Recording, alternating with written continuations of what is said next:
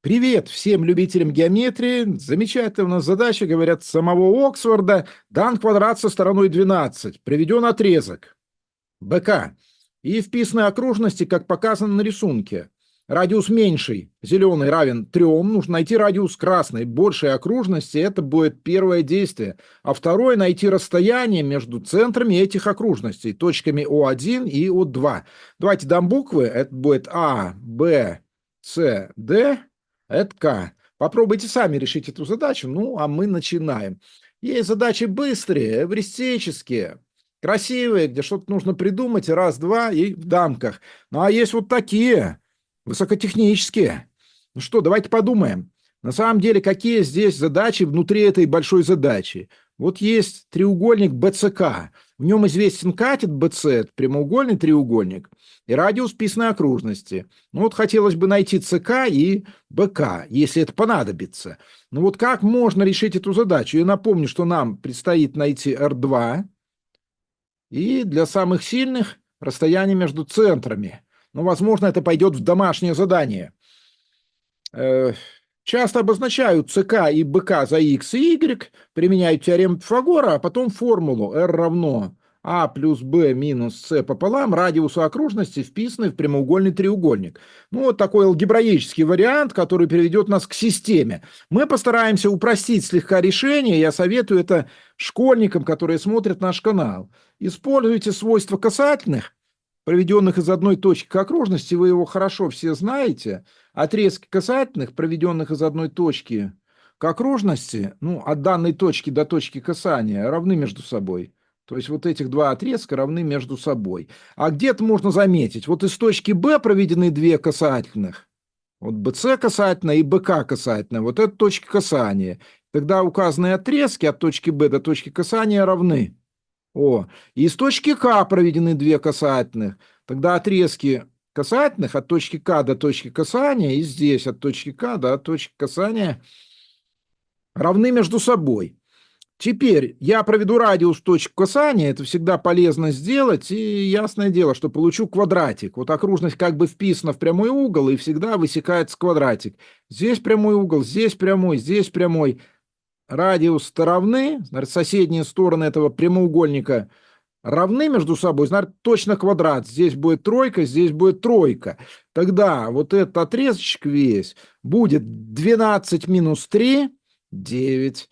И тогда вот этот отрезок будет равен 9. А вот теперь я обозначу вот этот отрезок касательный x, а вот этот отрезок касательный тоже x. Они же равны между собой. И применю к треугольнику BCK теорему Пифагора. Посмотрите, какая красота получается. BC в квадрате плюс CK в квадрате равно BK в квадрате. BC 12 в квадрате плюс CK это будет 3 плюс x, 3 плюс x в квадрате, а BK это 9 плюс x.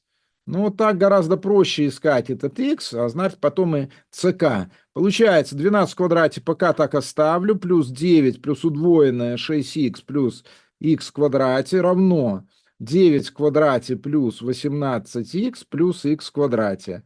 Ну, здесь везет, x квадрат и x квадрат уничтожается в правой части, 12х. В левой будет 12 в квадрате минус 9 в квадрате, это будет 3 умножить на 21 по формуле разности квадратов плюс 9. Девятка вынесется, останется 7 плюс 1, 8. Получается 9 и 8, 72 равно 12х, откуда х равно 6. Х равен 6. Х равен 6.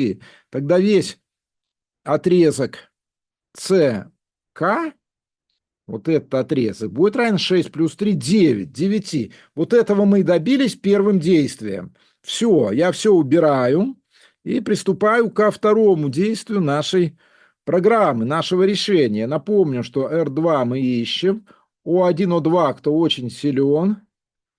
И пункт 2 нашего решения. Теперь уже у нас есть ЦК равное 9. Этот радиус R2.